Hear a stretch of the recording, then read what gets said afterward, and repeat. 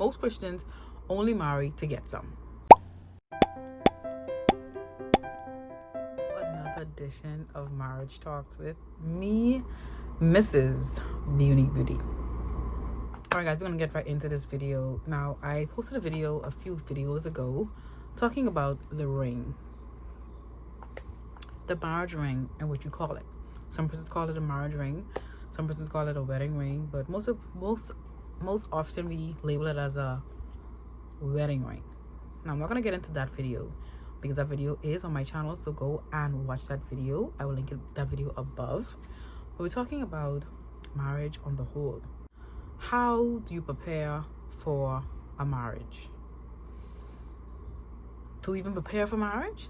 I'm not talking about the physical preparation where persons look for the best wedding gown, they look for the color they want their bridesmaids walking out with, they look for the ring, they look for the bridesmaids, they say, oh, I'm gonna pick my friend, my cousin, my whomever, okay, to be a part of the party, to be the part of that special day. They prepare even in that they pick out the cake, they prepare in that they pick out the hall, if they're gonna have it in a hall. They prepare and they're gonna pick up the food. They have a caterer. We prepare so much for the one day and we give little or no thought to the actual event. I touched on some of those things in that previous video, so I won't talk about those again because you can also watch that video. I want to talk about or ask you questions on how you prepare for a marriage, on a wedding. How do you prepare for a marriage? And give you some of the things I did in preparation for my marriage. But I think it's important because when you prepare for a marriage, you're preparing for life. This is the person that you said that you were going to be with for the rest of your life. So if you're considering that aspect of it, that covenant of it, you just can't go in unprepared. Think of marriage as the Olympics. This is this grand event, this grand occasion that is going down in history. Now, although it will only last for a few days or a few weeks, think of it as this grand occasion. You can't go in at half step and you're competing with everyone all over the world, different abilities. You prepare for that event, okay? Physically, mentally, you are preparing for that event to win your event, whatever event it is. So how do you prepare? I think it's unfair to go into a marriage unprepared. The reason I said it is because when you go unprepared, you're going to not only damage yourself, but you are damaging someone else. See, a marriage is a union.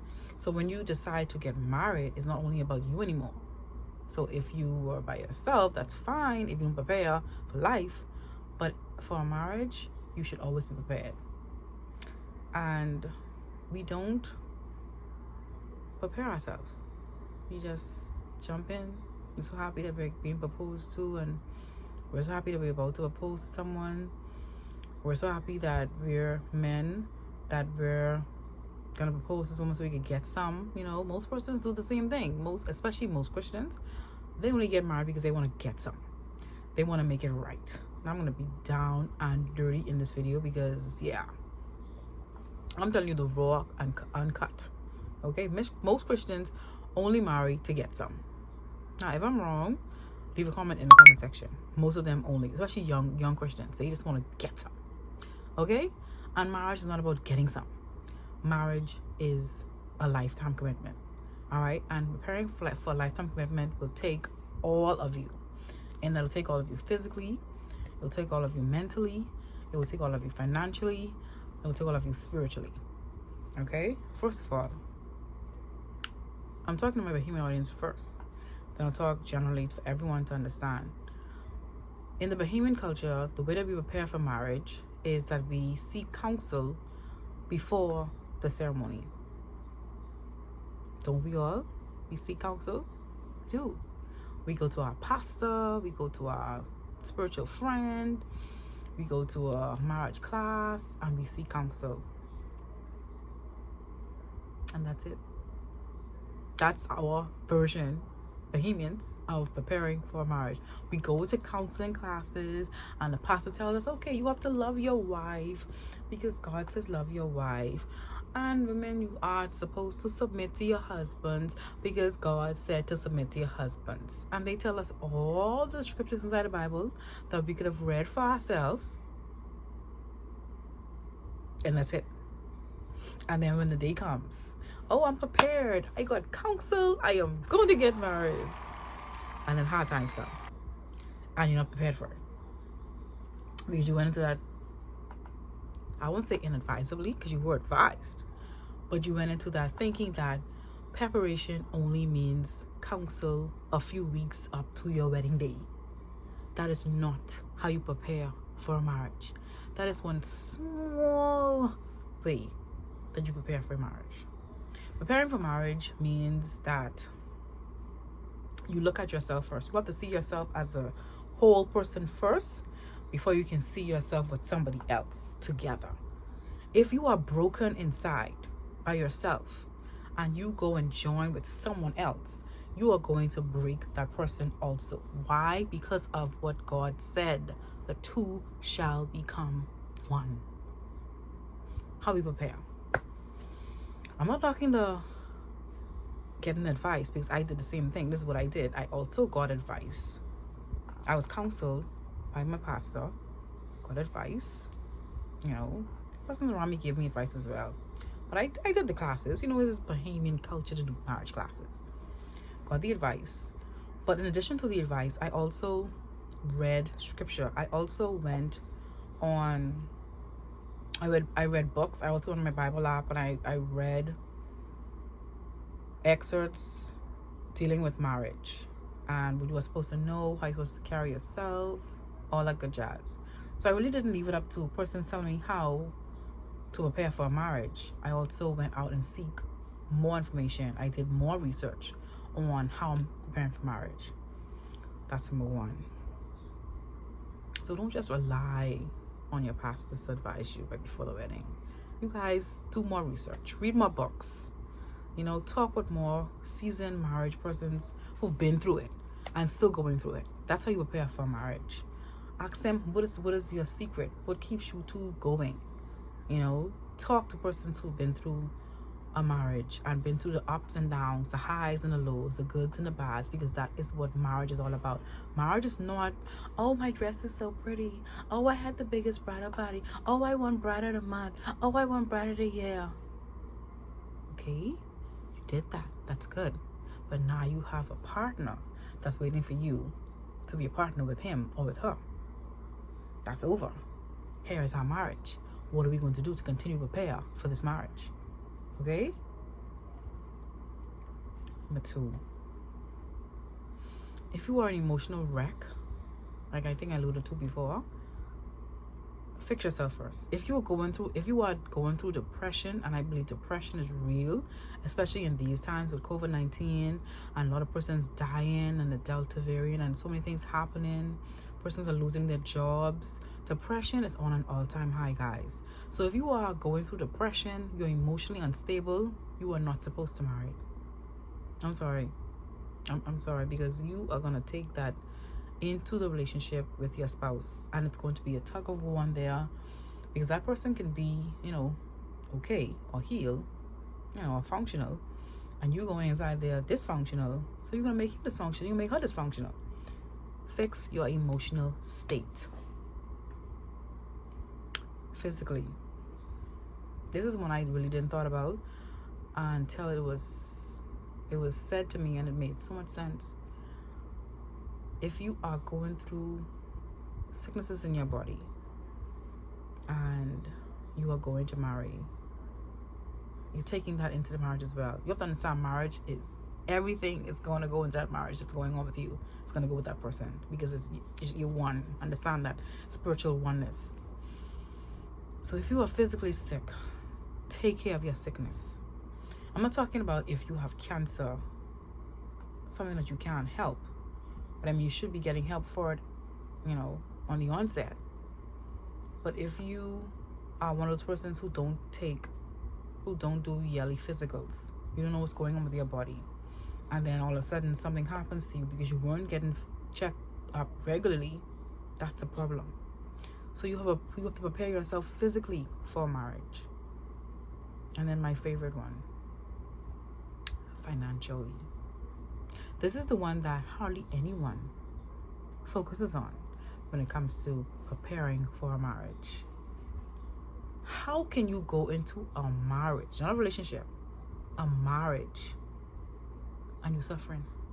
How you could go into a marriage and you broke?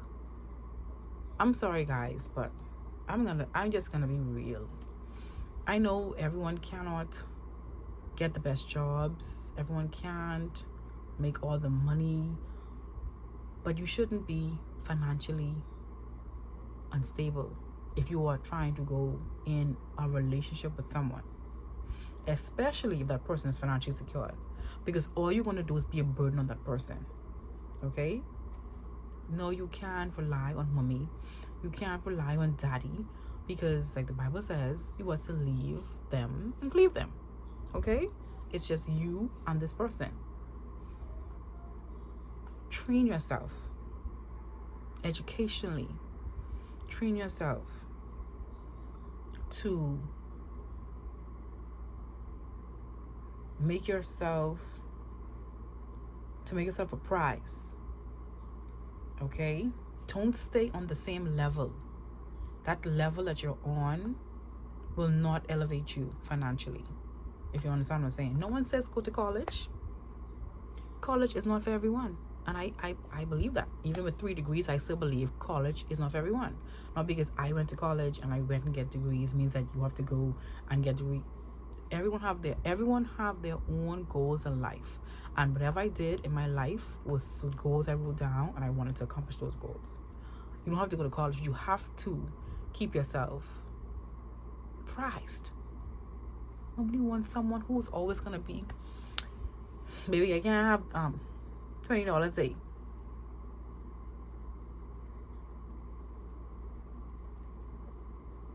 And then what? Next thing, baby, guess what? I saw a nice movie. I wanna, go watch that movie, but I don't have any money. I a little low. Really? Maybe my girlfriends wanna go out. I don't have any money though. You can't make something. You can't give me something, eh?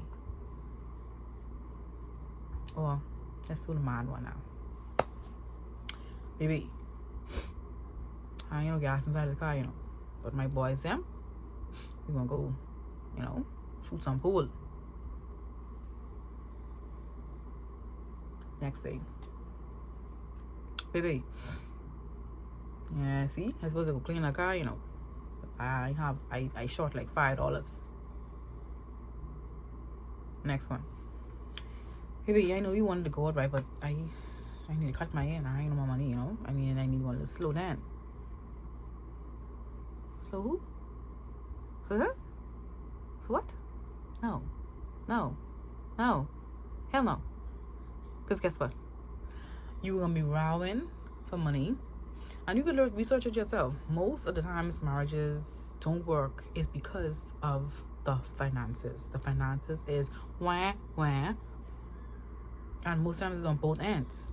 Sometimes it's one end and the other end sucking the next end. Listen to me, guys. Preparing yourself for marriage means securing the bag while you're single. Don't come to the table with your hands like this. Someone used to say, give me, never get. Don't you know your manners yet? Come with your hands full so you can help and you can bring something to the table. I'm so sick and tired of seeing little girls, but I getting married. Honey, but you just graduate from high school. What the hell you know? Can you spell marriage? Are you crazy? What have you garnered financially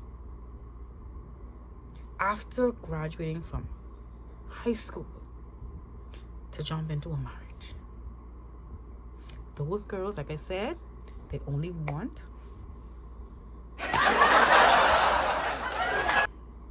these are my thoughts, guys. These are my thoughts, and I'm not saying that what I'm saying is correct. I'm not a marriage therapist. I'm not a marriage counselor. But I know some things. I've been around the blocks a few times. I kissed a few frogs a few times. So I know of what I speak. I'm talking for experience, and I know what is going to help you to be successful in your marriage. You have to prepare yourself spiritually. We didn't even talk about that. It's another situation. It can't be an equal yoke. You can't believe in one God and he believe in the next God. You believe in this God, she believe in that God. That ain't gonna work. It's going against the laws of the Bible. Okay?